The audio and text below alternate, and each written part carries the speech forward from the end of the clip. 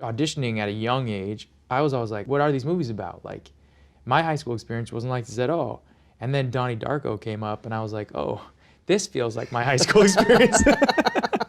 So if that gives you any insight into who I am and how I pick roles, then I hope it does. Donnie Darko was a big moment for you. You were 20 when it was Yeah, when you made 20, it. yeah. I think maybe 21 when it came out. But that was, is that the movie that sort of more than anything else kind of defined your taste in movies? Did it kind of signal to you, you know, in a perfect world, this is the kind of movie I'm going to make all the time?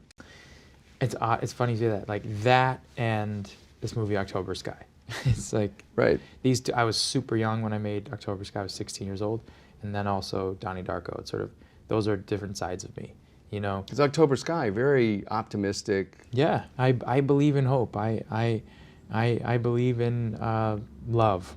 I do. I believe that you know, the human mind is really complicated. So yeah, I mean, I think Donnie Darko to me is one of my favorite movies I've made and one I'm most proud of because it does sort of define not the way I look at the world literally, but there are a lot of things in there that I believe about the world. Yeah. What is one element of that movie that really, one scene, one aspect of it that really resonated with you, that you thought was just incredibly cool and still think it's incredibly cool? I think the sequence where my character meets the bunny rabbit, you know, Frank.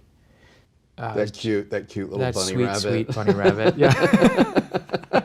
I like when you call it Full a of bunny hope, rabbit. full of Yeah. hope and joy. Yeah.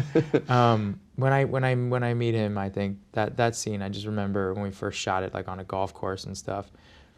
You know, it's just, movies are so amazing, and being an actor in them, and even being on stage is so amazing because you really never know how people are going to respond to those things. And these are things that when we were doing them, they were important to us, but we never knew it would have the resonance that they have, so, or that they've had.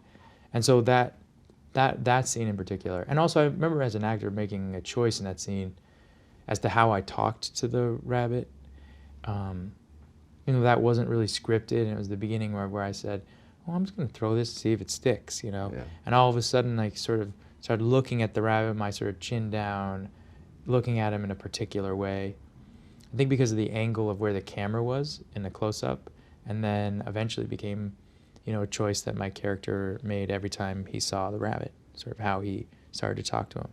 And it's those little things that I've learned to trust over time, those little weird instinctual things character-wise that I go, oh, why is that showing? Oh, I'm going to use that, you know. And that was the beginning of it. So that's why I love that scene the most.